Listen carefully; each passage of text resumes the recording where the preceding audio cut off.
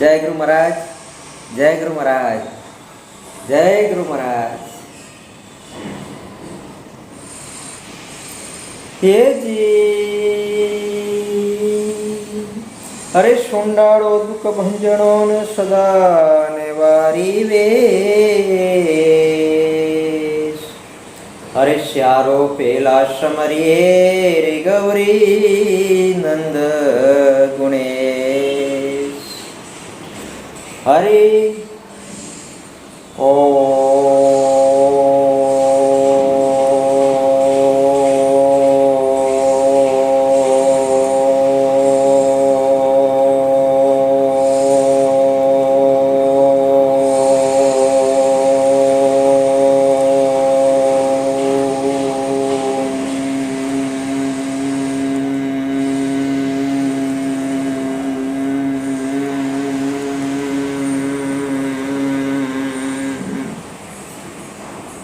हरि ओ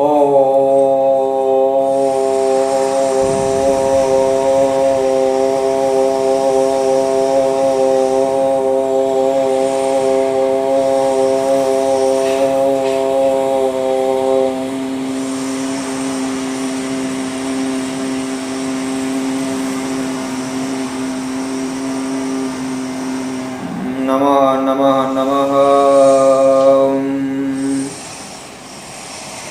ओ ओ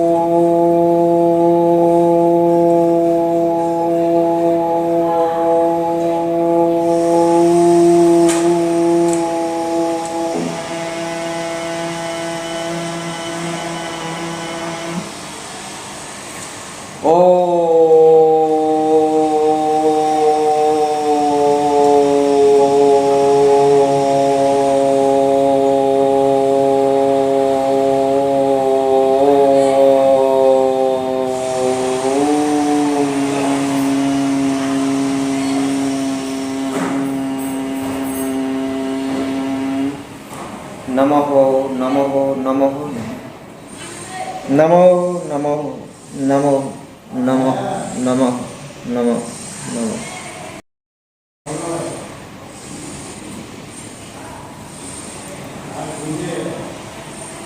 तमेव माता स पिता तमेव बन्धु स सखा तमेव विद्या द्रविणं तमेव सर्वं मम देव देव। ॐ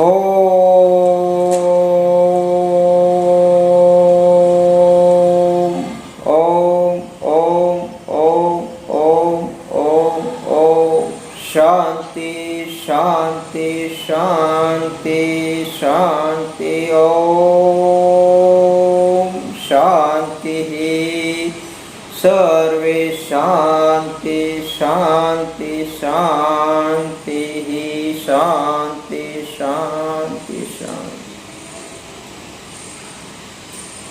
सबका भला हो, सबका मंगल हो, विश्व का कल्याण हो, जगत का कल्याण हो, सबका मंगल हो।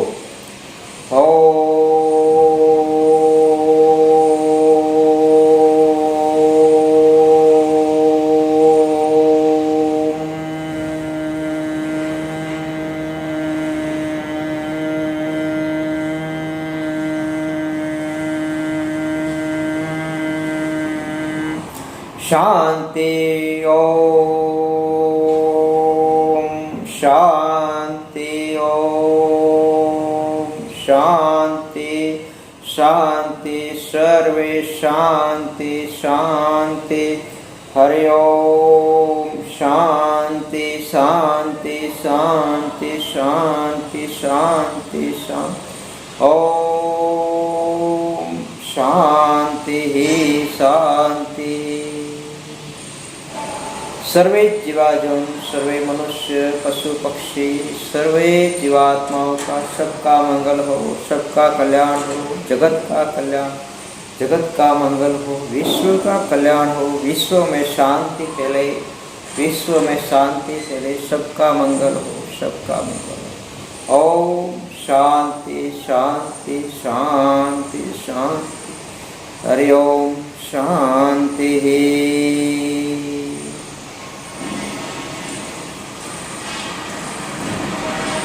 जगत के मेरे सभी प्रिय भाई बहन पुत्र परिवार, पूरे विश्व के जितने भी मेरे मित्र हैं, उन सभी प्रिय मित्रों को यह दास सबको प्रेम से हृदय से नमस्कार करता है। जय गुरु महाराज, जय गुरु महाराज। और ऐसे प्रिय प्रभु को, सत्य हरि को बार बार नमस्कार करता है। सत्य सनातन देव जो पंच तत्वों से परे है, 3 गुणों से परे है, मन बुद्धि से भी परे है, ऐसे सत्य सनातन धर्म, ऐसे सत्य सनातन अविनाशी पुरुष को यह दास बार बार नमस्कार करता है। हे प्रभु, इस दास को सदा आपके चरणों में रखना, सदा आपके चरणों में रखना। मेरा मुझ में कुछ नहीं, जो कुछ है जो तेरा, तेरा तुझको सौंप दे, क्या लागत है मेरा। हे परमात्मा, आपके चरणों में कोटि कोटि नमस्कार है। नमस्कार नमस्कार नमस्कार है, नमस्कार। मैं नहीं हूँ तू ही है, मैं नहीं हूँ तू ही है, मैं नहीं तू ही, मैं नहीं तू ही। मेरा मुझ में कुछ नहीं, जो कुछ है जो तेरा, तेरा तुझको सौंप दे, क्या लागत है मेरा। अभी तक आपके दास ने जो कर्म किए, वे सभी कर्म हरि आपको समर्पित है, आपको समर्पित है। कर्म भी समर्पित, कर्म का फल भी समर्पित, और ये जीवन आपके चरणों में समर्पित। मैं नहीं हूँ, मैं नहीं हूँ, मैं नहीं। तू ही है, तू ही है, तू ही है, तू ही है। मैं नहीं हूँ, तू ही है।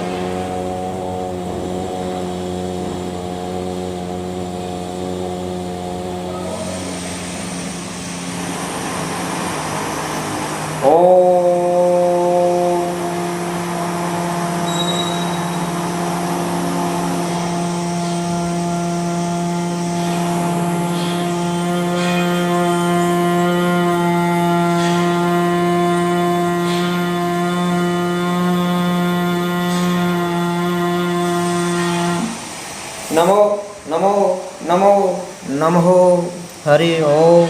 नमो नमो नमो नमो हरि ओम। तमेव माता स पिता, तमेव बंधुषु सखा, तमेव विद्या द्रविणम, तवं सर्वं मम देव देव। आप ही मेरे माता पिता हो, आप ही मेरे भाई बहन हो, आप ही मेरे सखा हो, और आप ही ईश्वर सत्य सनातन देव मेरे प्रिय प्रभु हो। आप ऐसे ईश्वर के चरणों में यह दास बार बार नमस्कार करता है। आप ऐसे ईश्वर के शरणों में यह दास बार बार नमस्कार करता है, बार बार नमस्कार करता है, बार बार नमस्कार करता है। हरि शरणम हरि शरणम हरि शरणम। मैं नहीं हूँ तू ही है, मैं नहीं हूँ तू ही है।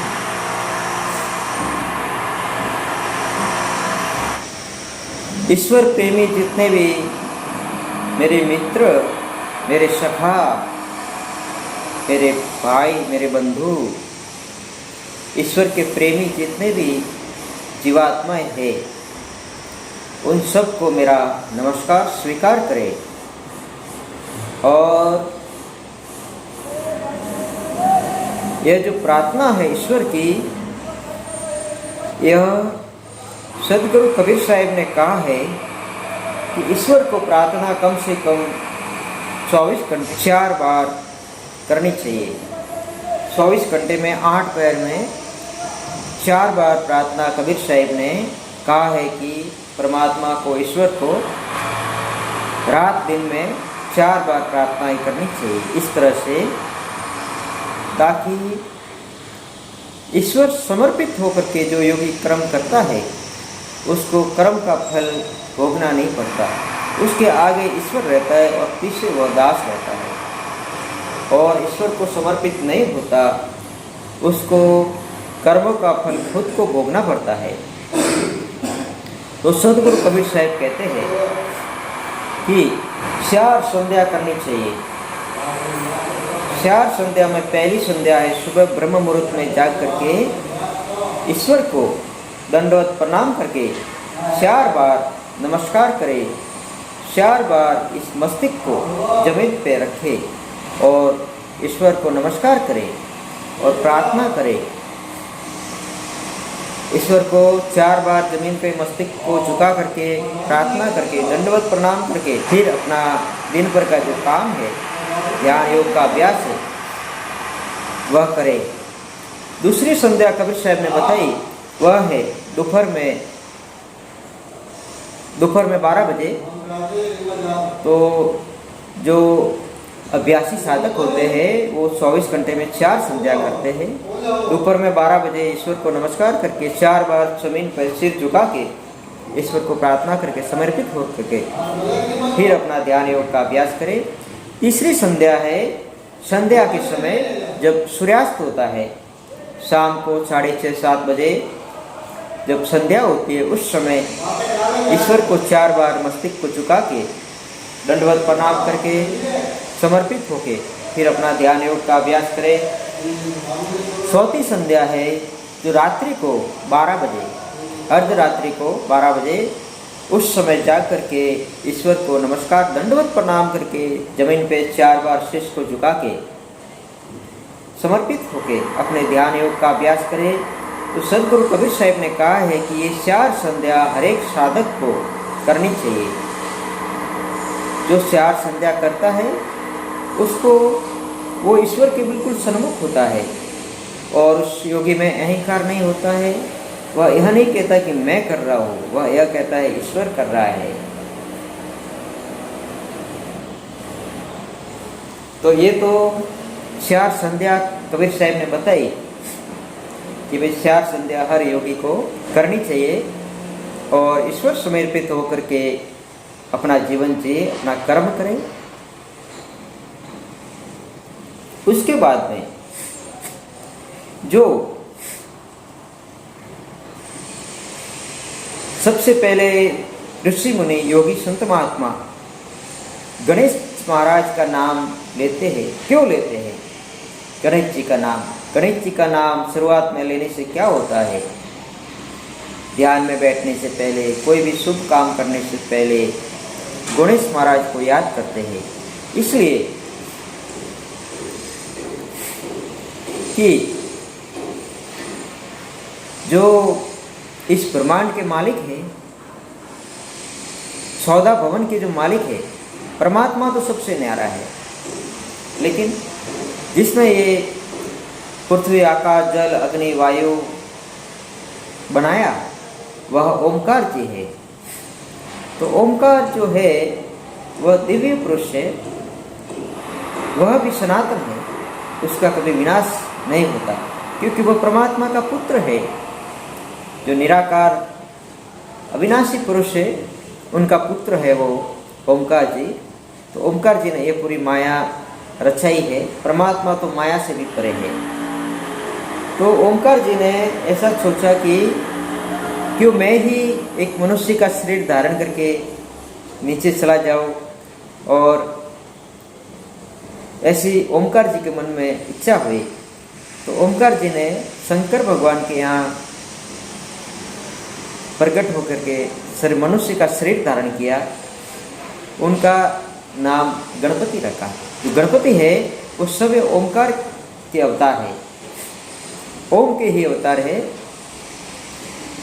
तो ब्रह्मा विष्णु महेश भी ऐसे आदि पुरुष जो गणपति है उसका ध्यान करते हैं, उसको नमस्कार करते हैं, और वो ऐसे गणपति को नमस्कार करके फिर अपना कार्य शुरू करते हैं। तो गणपति है वो शंकर शिव पार्वती के पुत्र है। तो वो सब ओमकार ही है। ओम कहो चाहे गणेश कहो, गणेश कहो चाहे ओम को, वो ओमकार के अवतार है। ओमकार सब है। ओमकार तो एक ज्योति स्वरूप है। ओमकार है वो एक सत्य स्वरूपी है। ओमकार है वो एक दिव्य ज्योत है परमात्मा की। तो ऐसे ओमकार जी ने सभी की इच्छा से एक मनुष्य का रूप धारण किया, एक देवता का रूप धारण किया, वह गणपति। तो इसीलिए सभी ऋषि मुनि है जो ध्यान योग का अभ्यास चालू करने से पहले गणेश जी को याद करते हैं, वह सभी ओमकार है।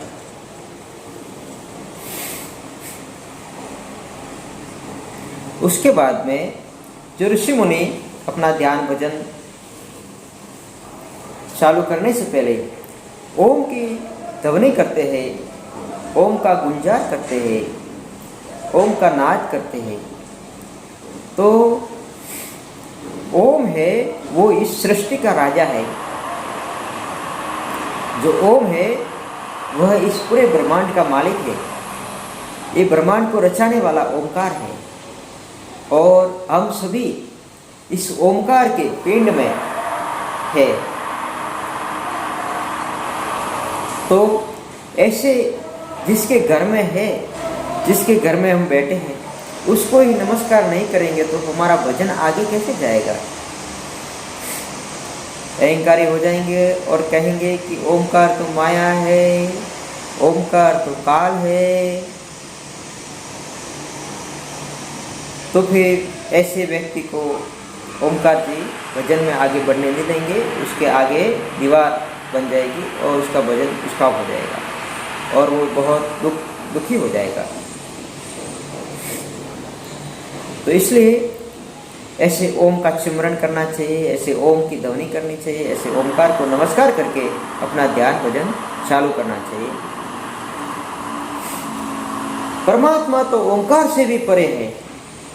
ऐसे जो सत्य सनातन देव है, जो आदि पुरुष है, जिसका ना कोई जन्म है ना कोई मृत्यु है, ऐसे परमात्मा सच्चिदानंद देव वो तो सारे 21 ब्रह्मांडों के पार है। सदगुरु कबीर साहब कहते हैं कि एक समय ऐसा था कि ये सूरज नहीं था, ये चंद्रमा भी नहीं था, ये धरती नहीं थी और ये आकाश भी नहीं था। सूरज नहीं था, चंदा नहीं था, नहीं था धरती आसमान के जदी हता अंधकारा। एक समय ऐसा था कि कुछ भी नहीं था, पूरे के पूरे ब्रह्मांड में एक अंधकार था। अंधकार का अर्थ होता है कि अंधेरा और प्रकाश दोनों मिक्स थे। अंधेरा और प्रकाश, आधा अंधेरा और आधा प्रकाश, उसको कहते हैं अंधकार। उस अंधकार के अंदर कोई वस्तु नहीं थी। सूरज नहीं था, चंदा नहीं था, नहीं था धरती आसमान के जदी हता के धंधुकारा।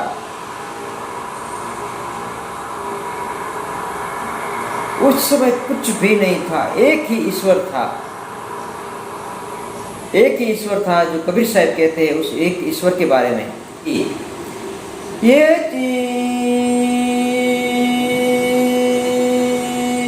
अरे साहेब सबका बाप है रे, बेटा किसी का नहीं। अरे बेटा होके अवतरे रे, सो तो साहेब नहीं। उस समय कोई मनुष्य नहीं था, कोई पशु नहीं था, कोई पक्षी नहीं था, कोई पवन नहीं था, कोई पानी नहीं था, नहीं था धरती और नहीं आसमान, नहीं सूरज, नहीं संध्या। उस समय अंधकार था। तो उस समय एक ही ईश्वर था, परमात्मा सच्चिदानंद अविनाशी पुरुष। उस अविनाशी पुरुष की महिमा करते हैं सदगुरु कबीर साहब। हे जी, अरे सूरज नहीं था रे, संध्या नहीं था, नहीं था धरती आसमान। ये जी, अरे सूरज नहीं था, संध्या नहीं था, नहीं था धरती आसमान। अरे जदी तो हता धंधुकार। उस धंधुकार में भी एक ईश्वर था, एक ईश्वर था। वो कौन था? ये जी साहिब सबका बाप है रे, बेटा किसी का नहीं। अरे बेटा होके अवतरे रे, सो तो साहिब नहीं। उस समय किसी का न जन्म हुआ, न किसी की मृत्यु हुई, न कोई बेटा था, न कोई परिवार था, न कोई चीज थी, फिर भी एक परमात्मा था। वो साहिब, कबीर साहिब कहते हैं ना साहिब, वो साहिब एक ही था, आप अकेला। और हम सब आत्माएं, हमारे पास ये शरीर नहीं था पंच तत्वों का। हम जो परमात्मा है, साहिब के रूप में ही हम थे। जो साहिब है वो एक सागर है, एक विराट है, और हम सब आत्माएं उसकी एक बूंद है। वो सागर है और हम बूंद। हम सभी आत्माएं सत्यलोक में परमात्मा के निकट सन्मुख सच्चिदानंद स्वरूप में थे। साहिब एक ही था और हम सब आत्माएं साहिब के चरणों में, साहिब के सानिध्य में, सतलोक में सच्चिदानंद स्वरूप में हम थे। उस समय साहिब के अंदर एक इच्छा प्रकट हुई कि कुछ करे। एक इच्छा मात्र से ही साहिब के अंदर से, परमात्मा के अंदर से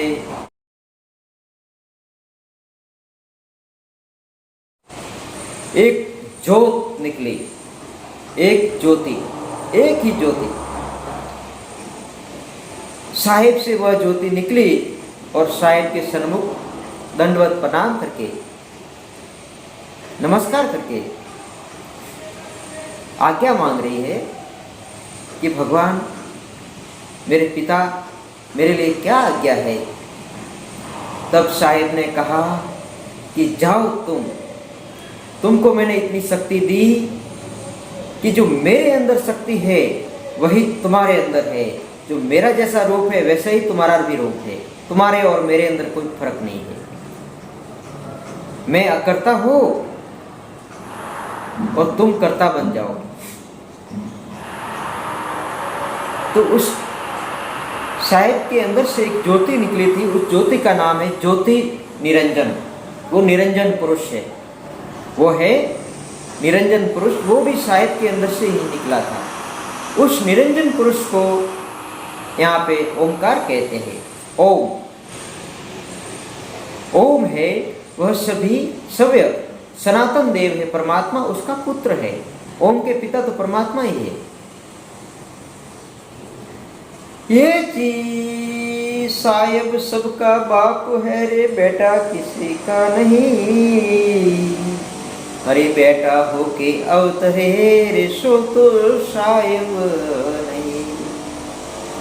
भाई साहिब तो सबका बाप है, एक ही परमात्मा। लेकिन उस परमात्मा से जो उत्पन्न हुआ है ओमकार, वो परमात्मा का पुत्र है। साहेब सबका बाप है, बेटा किसी का नहीं। साहेब का कोई बाप नहीं है, वो तो सनातन है। ये ब्रह्मांड में नहीं था, कुछ भी नहीं था, तब भी वो था, अभी भी है, बाद में भी रहेगा। सनातन पुरुष साहेब तो वही है, परमात्मा। लेकिन परमात्मा के स्वरूप का ही निरंजन भी है, वह है ओमकार। तो ओमकार जी को परमात्मा की आज्ञा हुई कि आप नीचे जाके कुछ रचना करो।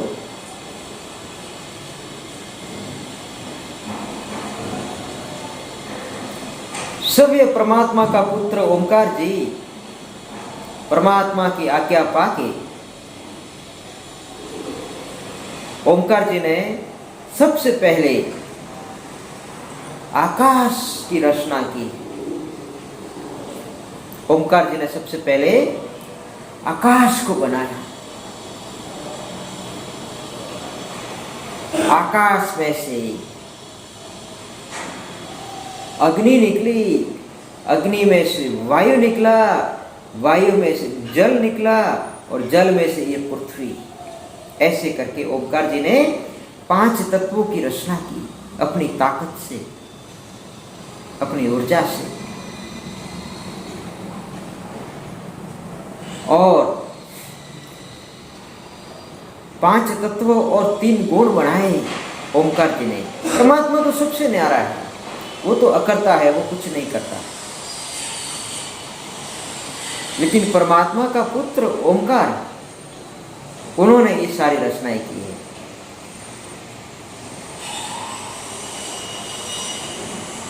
परमात्मा न कुछ करता है, न कुछ बिगाड़ता है, न कुछ किसी की मदद करता है, न किसी को नुकसान देता है, न किसी को हानि देती है। वो तो अकर्ता है, वो सबसे परे है, वो तो सतलोक में विराजमान है। लेकिन परमात्मा की आज्ञा पाके ओमकार जी ने 5 तत्व बनाए, 3 गुण बनाए, सतोगुण, रजोगुण और तमोगुण। 5 तत्व और 3 गुणों की रचनाएं की ओमकार जी ने। उसके बाद में ये सब धरती, आकाश, जल, अग्नि, वायु, पूरे ब्रह्मांड, 21 ब्रह्मांड बनाए।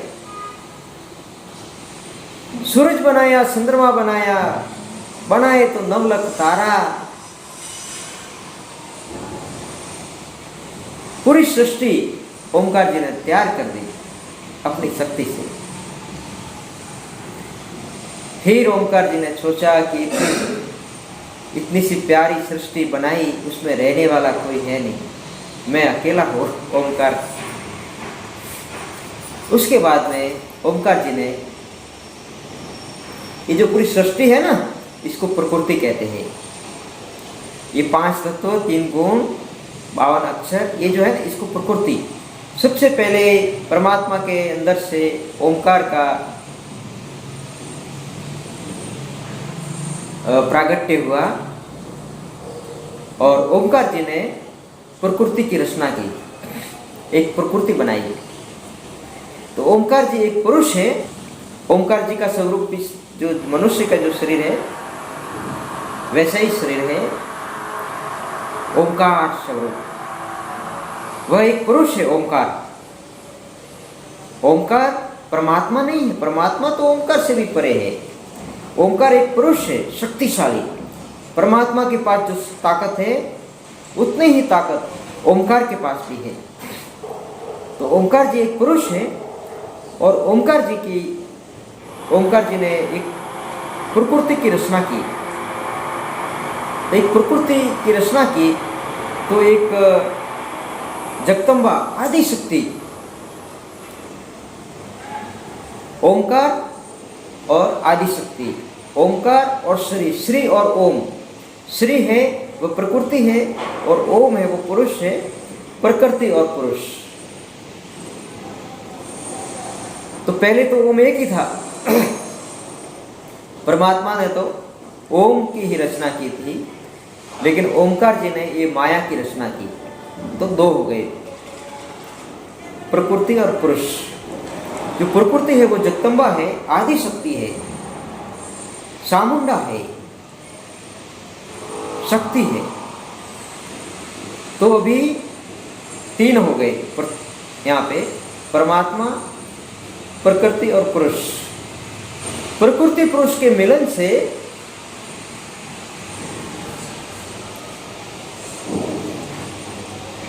तीन पुत्र पैदा हो गए। सबसे पहले पुत्र हुए, उनका नाम है ब्रह्मा। ब्रह्मा और ब्राह्मणी का जन्म हुआ। तो ब्रह्मा जी ने हाथ जोड़कर परमात्मा ओंकार जी को कहा कि हे मेरे पिता, हे मेरी माँ, हे प्रकृति पुरुष, आप मेरे माता पिता है, मेरा क्या कार्य है, मैं क्या कर सकता हूँ। तो प्रकृति पुरुष ने ब्रह्मा जी को आज्ञा दी कि आपके लिए हमने पहले से ही पंचतत्व, प्रकृति, सूरज, चंद्रमा, ये सब बनाया और आप नीचे पधारो और आपके लिए एक ब्रह्मलोक है, आप वहाँ के राजा होंगे और वहाँ जाके आप बोलो तो एक मनुष्य की रचना करो, मनुष्य को जन्म दो और सृष्टि की रचना करो, यह हमारे आपके लिए आज्ञा है। तो ब्रह्मा जी और ब्राह्मणी यहाँ पे आए अपने लोक में और ब्रह्मा जी के अनंत पुत्र हो गए। और ब्रह्मा जी की ये पूरी सृष्टि है, ब्रह्मा जी के ये जो मनुष्य यहाँ पे है वो ब्रह्मा के पुत्र है। उसके बाद में विष्णु और लक्ष्मी का जन्म हुआ। विष्णु भगवान का जन्म हुआ तो विष्णु भगवान ने अपने माता पिता को कहा कि मेरे लिए क्या आज्ञा है ईश्वर। तो ओंकार जी ने कहा कि भाई तुम्हारा बड़ा भाई है, उसने पूरी सृष्टि रचना की है, मनुष्य की उत्पत्ति की है, अब तुम वहाँ जाके वैकुंठ लोक के राजा बनो और तुम रक्षा करो वहाँ की मनुष्यों की सृष्टि की रक्षा करो। उसके बाद में शंकर भगवान का जन्म हुआ प्रकृति पुरुष के यहाँ पे। तो शिव शक्ति का जन्म हुआ तो शिव ने नमस्कार किया अपने पिता को ओंकार जी को और कहा कि हे प्रभु, हे प्रकृति पुरुष, हे पिता ओंकार जी, मेरे लिए क्या आज्ञा है, मैं क्या करूँ आपके लिए।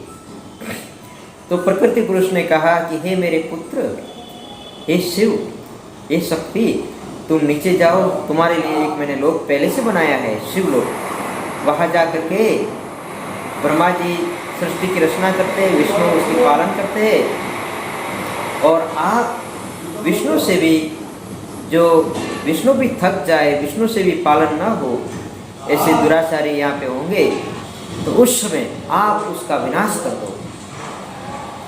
तो ऐसे ही ओंकार जी के तीन पुत्र हुए, ब्रह्मा, विष्णु, महेश।